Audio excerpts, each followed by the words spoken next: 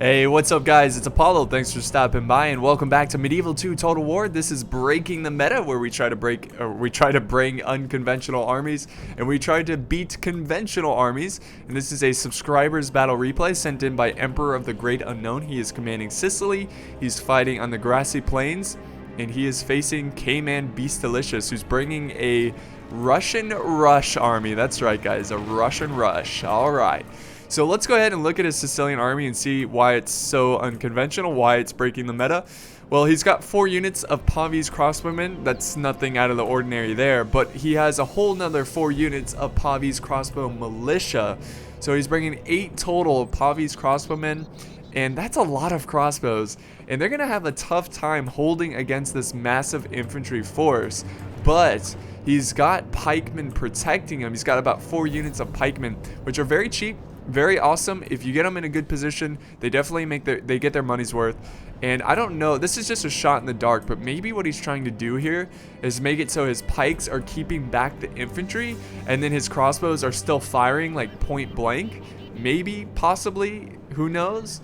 But he's gonna kind of use this main line to stop the rush, which, you know, honestly, I think a really good counter to a Russian rush is bringing a lot of pikes. It just seems that Russia just has a really tough time against the pikes. But let's check out the rest of his army. For heavy infantry, he has 2 units of dismounted Norman knights. He's got 1 on each flank. And that's all of his infantry. Now, this is like the most traditional thing of his army. He's got a pretty heavy cav force.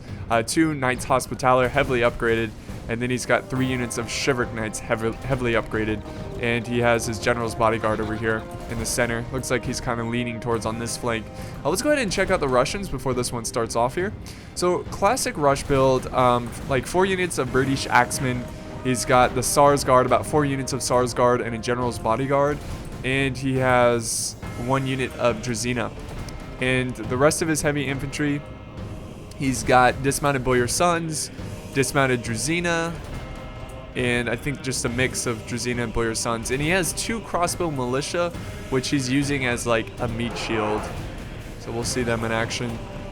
Okay, so here they go, guys. The battle is about to begin, and yep, he is charging forward his crossbow militia. Obviously, he wants to use them to absorb the bolts that are going to be going towards the Russians. God, words are hard today. But yeah, they're going to absorb the bolts that the Pavis will be shooting at them. And I think that's a pretty good strategy.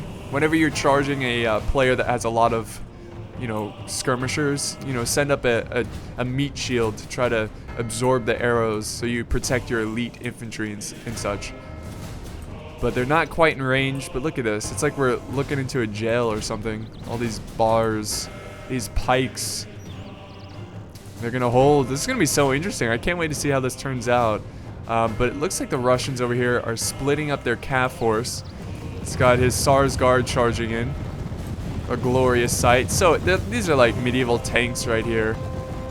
They're going in. They don't have as deadly charge as the Chivalric Knights, but they're really good in melee. Let's see if they can pull it off. Let's see, guys. Oh, look at this counter charge. Oh, nice. Oh, nice. That is beautiful. So the cav engagement is starting. Let's go ahead and do some slow-mo, because this is going to get intense here. So, oh, good charge into the dismounted Norman Knights. But they're still fairly healthy, and he's going to send in his Norman Knights to help out his cav. But we do have a lot of British Axemen flanking around, a lot of infantry going down the center, and then we have a big cav engagement over here. The Knights Hospitaller going toe-to-toe with the Tsar's Guard, setting in the British Axemen to help out in the cav engagement. But same as this flank, he's got his Norman Knights charging in to help out his cav. Well, let's check out. Oh, here comes a volley. Volley right into the infantry. And the infantry is going to charge into the pikes, and the pikes are going to go to work. They're going to go to work, ladies and gentlemen. I don't know if he's trying to reload again. Let's see. The Pavis are not reloading. They're just kind of standing there. Let's see. Let's check down this line. Nothing's attacking this center over here. And, oh, they are reloading over here. So maybe this is actually what he's trying to go for. Okay, so we heard the shots, but I don't think he actually fired. Maybe. But now he's switching to the sword, and now the Pavis is just acting like an infantry unit. So the Russians really need to break through this. They need to break through the pikes. But if we head back to the cav engagement, It looks like the Chivalric Knights are pulling out, and they're going back in. They want to try to avoid the heavy infantry of the Russians. Ooh, this is not good. His cav over here is getting surrounded. We have some British axemen getting over here. That's going to help out in this cav engagement. Let's go to normal speed. But it looks like he's just barely going to squeak out of there. Squeaky, squeaky. And then we got a cav charge here. Chivalric Knights engaging the Tsar's Guard.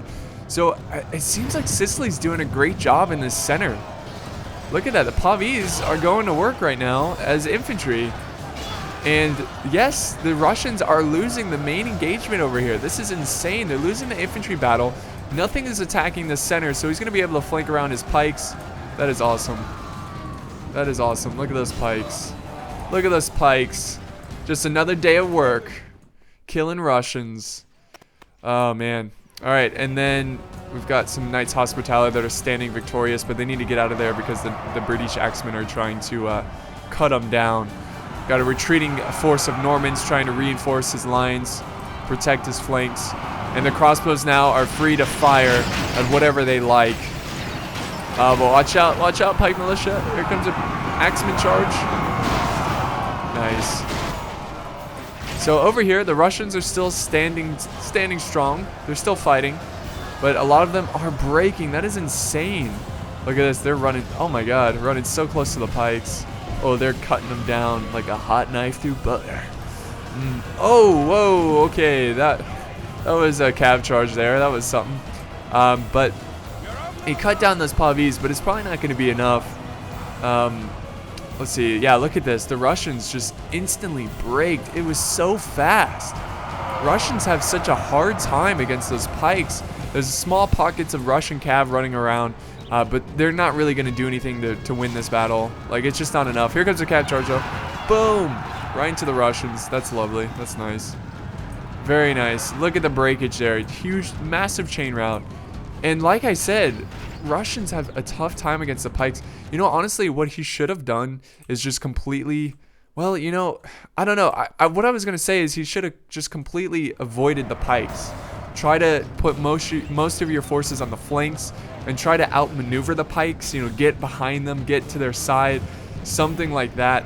But maybe because of the Pavis crossbows, it made him charge into the pikes. He couldn't just sit there and try to flank around because the Pavis were constantly peppering him down.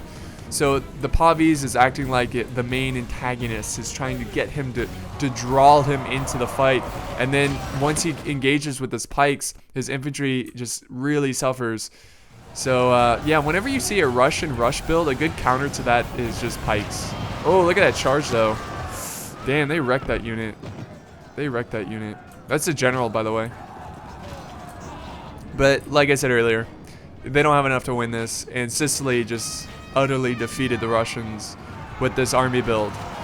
So, alright, I think it's safe to say that this battle is over. We do have a couple Russians charging in. So while they're charging in, we'll kind of talk about the strategy of this battle and kind of talk more about breaking the meta. So when I brought up breaking the meta, I don't necessarily mean bringing a crappy army and trying to win battles. I'm talking more about bringing solid armies, but armies you wouldn't see all the time. Armies that have bizarre army comps, and you're trying to beat the meta. You're trying to beat the norm. So, yeah, I remember someone left a comment saying like, oh, bring an army full of peasants. I'm like, that's not breaking the meta. That's just bringing a crap army. But that's what I meant by breaking the meta. And yeah, well done by Emperor the Great Unknown. There's so many emperors in the medieval community. Not enough kings. There needs to be more kings. There needs to be more gods. Apollo, Venus. Yeah. All right. Anyways, so yeah, like I said earlier, the pikes just ripping apart the Russians here. Now the Russians, they've got some British axemen, a very healthy unit of axemen. I don't know if they broke and they're coming back or what, but they're charging into the pikes. And this cav is just going to get a really good hammer and anvil. Let's watch this. Let's pretend we're one of the cav units. Yeah, we're speaking Italian. Here we go. All right, we're charging in. Woo! Boom. Yeah. Just destroyed that unit. And all he has left is crossbows. So we're going to go ahead and just fast forward the rest of this battle. All right, very cool. That was exciting, guys. That was really fun. So I hope you learned something today. that pikes should never be, overestimated or underestimated. I'm sorry. But it was a really, really cool battle. It wasn't a close battle, but nonetheless, I mean, this is breaking the meta, and he broke the meta there, ladies and gentlemen. Now, feel free to leave in the comments what you think of the build and how maybe you could beat the build and how you can improve on the build. And of course, Emperor of the Great Unknown, if you're watching this, be sure to tell us what you were thinking in the comments. I would love to hear what you have to say about the battle. Now, if we look at the army results here, let's see who did the best. Now, obviously, the Cab did pretty solid. Most of them getting around 50 kills. Pike Militia, though, let's see. 67 kills, that's really good. 81. So Pike Militia, man, these guys are cheap too. I believe they're like 400 florins, and they're getting tons of kills. Now the Pavi's Crossbows, some of them got a lot of kills. The Militia, well, one unit got 52, but this unit got 4, so it's kind of mixed results there. I don't know how I feel about that. And the Dismounted Norman Knights doing pretty well as well, 68-47. So pretty cool stuff. I wouldn't say the Pavi's Crossbows won the battle. I'd say more the Pikes won the battle. But I hope you enjoyed this. I hope you enjoyed another episode of Breaking the Meta, and I will have more episodes shortly soon. So stay tuned, and thanks for watching.